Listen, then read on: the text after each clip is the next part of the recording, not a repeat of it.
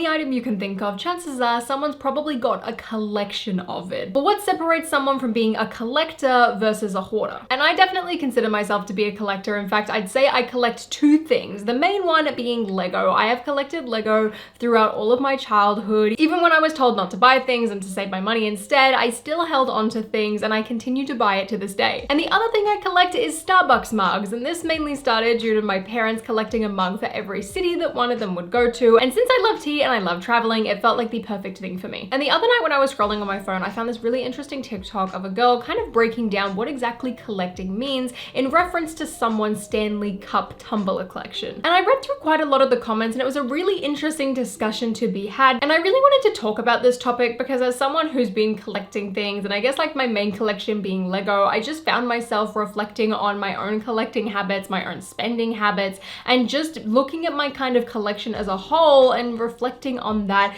what it means to me, and whether or not I'm actually collecting things or just buying things because I want to have a collection. When it comes to collections, I feel like some of the most popular ones that people think of are toy collections, trading cards, handbags, merchandise, mugs. There are just so many different types of collections that you can have. In fact, there is someone who is trying to collect every single version of a Crayola color. And from a young age, I feel like you're kind of taught that gotta catch them all mentality, partially because of Pokemon, but even when it comes down to things like McDonald's Happy Meals and them kind of having a release of all these different toys, like you want to go back and you want to kind of curate them all and play with them all. And that is also supported by things like Club Penguin Puffles, Webkins, Beanie Babies. Like this whole culture has kind of been around for so long that it is no surprise growing up that I wanted to go and collect things myself. But I guess the biggest question first is, what is a collection? And I feel like for the most part, there are really no rules to this. There are kind of some common ideas and common generalizations, but really a collection is whatever you want to be. When I read through the comments and reflected on what I believe a collection is, one of the main things that I could really think of and saw as well is that it's kind of a curation of a bunch of things. And usually those things will all have something in common, whether it be something of the same brand, the same item type, the same color, or just like a general theme. For example, stamps is the same item. You have collections of like royal family memorabilia that's more of a theme. And then in my case, you have brands or items in the Starbucks mugs and the Lego. Now, another thing I feel like a collection kind of has to have is that it's something that's curated over time. If you kind of just buy everything at once, to me, it doesn't feel like, I guess, it's as special and as curated as if it's kind of developed and grown over the course of a couple of years. And I also feel like a true collection is in some cases never really complete, because when it comes to collecting, I feel like there are two kind of types of collections. You kind of have the more general type of thing, and then you have a completionist collection where you're trying to get every single item that is available of something. So using Pokemon as an example, you could collect all of Gen 1 and that is your collection complete. Maybe it takes you a couple of years if you're collecting Pokemon cards and things like that, but once you've got all of them, that would be your collection. But the more I thought about things, the more I started to hate that kind of completionist idea. It just felt like hyper-consumerism rather than actually buying things because you enjoy them. And that's personally my definition and kind of thought process behind what a collection is. But when I go and ask Google, it says that a collection is a group of things often created by someone. And according to the Collins Dictionary, a collection of things is a group of similar things that you have deliberately acquired, usually over a period of time. And I feel like that's a really good kind of surface level definition. Now, to me, one of the most important parts of collecting and a collection is kind of the enjoyment aspect. I mean, that's why I do it. I get a lot of fulfillment and joy out of collecting something and kind of seeing that grow and develop over a period of time. Like I look back at my Lego collection in particular, and it's something that I have grown over the last couple of years. And there are several items in that collection too that have a really strong sentimental meaning to me, which just makes it even more exciting. However, my mindset behind my Lego collection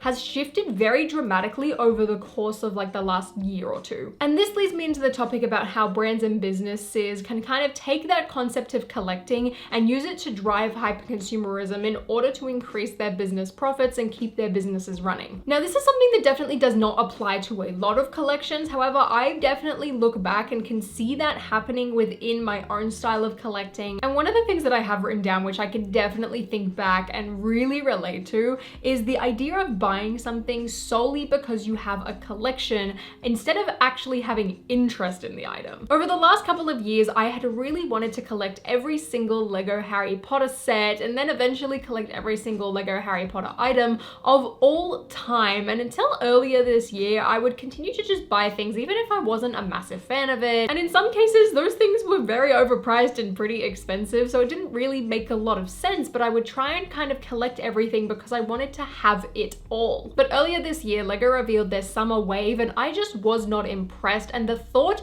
of buying all of this stuff and keeping it and holding onto it just to have everything broke me. Because it's gotten to a point where I just don't have a ton of space, and buying every single item if I didn't like it really did not make a lot of sense to me, and I don't know why it took me so long to really sit and think about that. And I just kind of realized, I was like, why am I doing this? The idea of having everything is still very exciting to me, but I just like too many things to try and collect everything of one thing, if that makes sense. And because I would buy things solely to add to my collection, I just wasn't feeling excited about everything. A lot of the time they would just sit in storage containers, and it just wasn't worth it to me. And all of that stemmed from my completionist mentality, and I even tossed and turned about the fact that, oh, should I go and sell a ton of stuff? Like, should I stop collecting everything? Which, looking back now and talking about it, it does sound pretty pathetic, but it was something that I had considered, especially given the value that LEGO can have secondhand and years after an item has retired. I'm definitely glad that I did, because I think I would just feel overwhelmed with stuff if I didn't. Now, during that time of being a completionist as well, I really like to try and branch out and buy all those like kind of special rare things or keychains or promos and things like that. And that kind of got me thinking about how companies can often do like chase variants or exclusives and things like that can really fuel collectors to go and hunt down all of these things that it feels like they've got an extra special item in their collection. And that is definitely a really fun thing to do. I mean, if you have rarer items, it makes your collection feel a little bit more special, and it's always nice to have something that's a little bit more exclusive and not as common, which I guess is often also implemented in those kind of like collect them all sheets where items will tell you if it's like rare or like 1 in 10,000 and things like that. But then I look at Funko in particular, and I feel like they took this to an extreme. There are so many different variants and versions and just slight alterations of their different Funko Pops. It is ridiculous. And that is why I've never really been able to, I guess, like collect Funko, because it just seems so daunting to me. So I would just buy a couple here and there that I'd liked. And honestly, I feel like that is what I should be doing with all of my collections, even though I'm not quite at that point yet. And Funko went to such an extreme that they ended up throwing away a ton of their stock because it was cheaper than actually trying to warehouse it. And that then got me wondering, with the mass production of items these days, is collecting really the same as it would have been a couple of years ago? Like, I take my Lego sets for an example, and with the Lego hype and Lego interest at an all-time high, there are so many more of each item being made. So that rarity aspect definitely has decreased, but I don't necessarily think it takes away from the collecting aspect, but I think it's a lot easier for people's collections to be very similar to one another. And going off that completionist aspect, another thing I really wanted to touch on is the idea of, are we collecting or are we just purchasing? I would buy a ton of stuff just because I thought it looked really cool, and in the moment I was like, I must have this, and then a couple of months later I really just wouldn't be interested. And it was that idea of like, I need to get this now, and that FOMO aspect, and that is another thing that really drives collecting culture. There were a ton of Lego sets that I bought on release or in the height of the moment that I looked back several months later and I'm like, why did I even do that? And I've gotten a lot better at kind of managing that these days,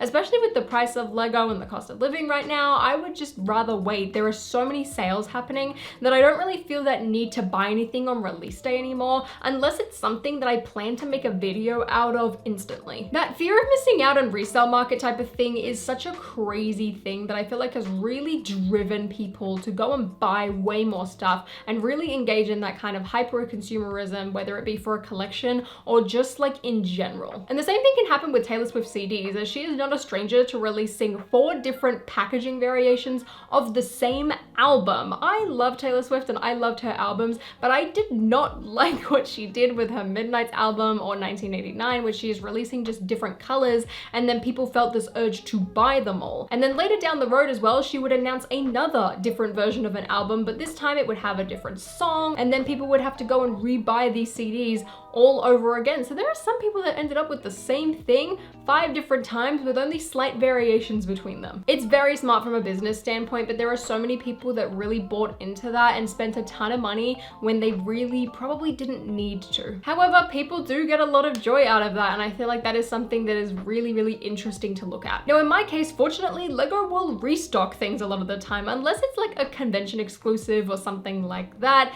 It is definitely going to come back in stock. You don't need to be buying things day one. You should really be prioritizing older sets over newer sets, because those are the ones that are going to disappear and never get restocked when they come off shelves. And then the last thing I wanted to talk about is the fine line between collecting and hoarding. And I definitely feel like the completionist mentality kind of leads you closer to the hoarding area of collecting. Looking back at my Lego collection for the longest time, I was someone who collected boxes, and this is a really big debate within the Lego space. It's, do you keep your boxes? Do you throw them away? Some people will get disappointed if there's a scratch or a dent on the box because they'll go and collect them. And if the set's sealed, I can definitely understand it, but if it's open and being built, that's where I kind of, I guess, get a little bit murky. I mean, I totally get it. I have been a box collector before, and a couple of years ago, I just decided, I was like, I can't do this. Like, why am I wasting all of this space on empty cardboard when I can have that space for an actual item? It was really cool earlier this year to pull out all of my Lego Harry Potter boxes. Seeing a wall of my Lego Harry Potter collection made me incredibly excited. I don't know how to explain it other than it scratched an itch that I didn't know was there. That being said though, after that, I kind of questioned, I was like, why do I keep them all? Like, I kept a couple of them that were super sentimental because I just could not let them go.